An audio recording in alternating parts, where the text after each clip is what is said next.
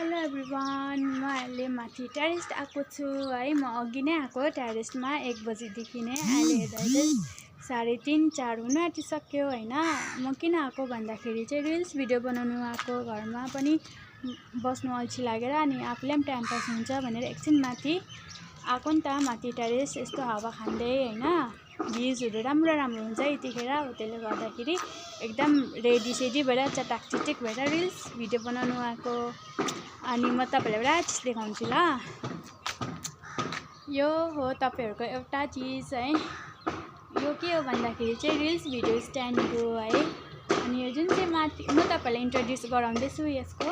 अनि यो जुन चाहिँ माथिको गोलो छ रिङ टाइपको यसलाई भन्छ रिङ लाइट। अनि यसमा लाइट पनि बल्ने गर्छ है। अनि यो जुन चाहिँ तपाईको रेक्टेंगल शेपमा देख्नुहुँदैछ यो चाहिँ फोन अड्काएर चाहिँ रिल्स भिडियो बनाउँदा पनि हुन्छ, फोटो खिच्दा पनि हुन्छ हैन। अनि यो चाहिँ चार्जिङमा लगायो भने चाहिँ अब चार्जरको प्लगमा लगायो भने चाहिँ नि यस्तो यहाँ छ, यस्तो चार्जरको प्लगमा लगाउनु पर्छ। अनि यसमा चाहिँ लाइट बल्ने गर्छ है। यसमा चाहिँ 3 कलर छ, ब्लू, व्हाइट एन्ड येल्लो छ है।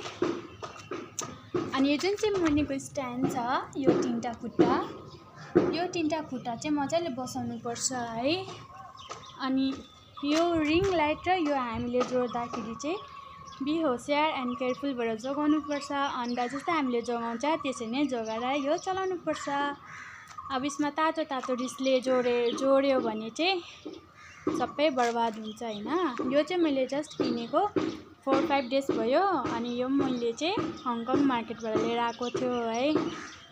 अनि यो तपाईहरुलाई कस्तो लाग्यो यस्तो देखिन्छ साथीहरु।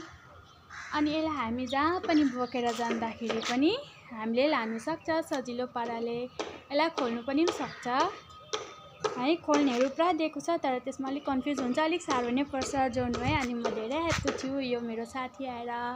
अनि यो चाहिँ मेरो new member of the house हो।